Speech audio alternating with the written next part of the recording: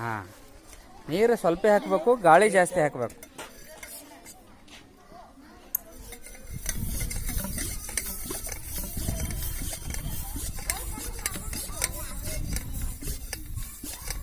ಸಾಕಾಗಿ ಗಟ್ಟಿಗದ.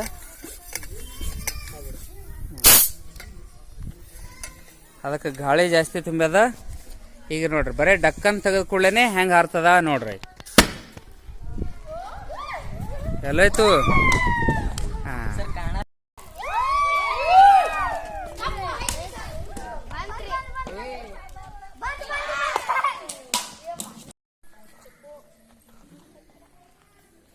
ಈಗ ರಾಕೆಟ್ ಹಾರಿಸ್ತಾನ ನೋಡ್ರಿ.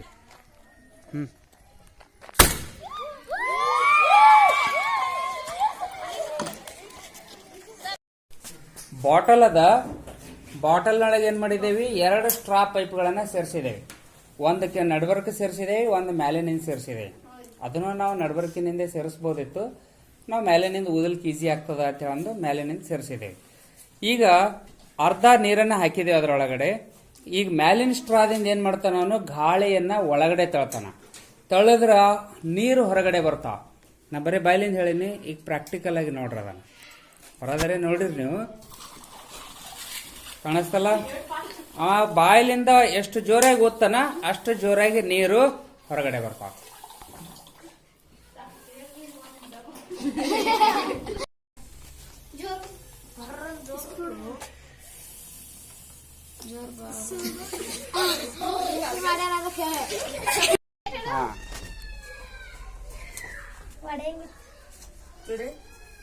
ಬಿಡ್ತಿ?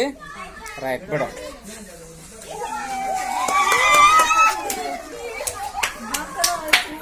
ಈಗ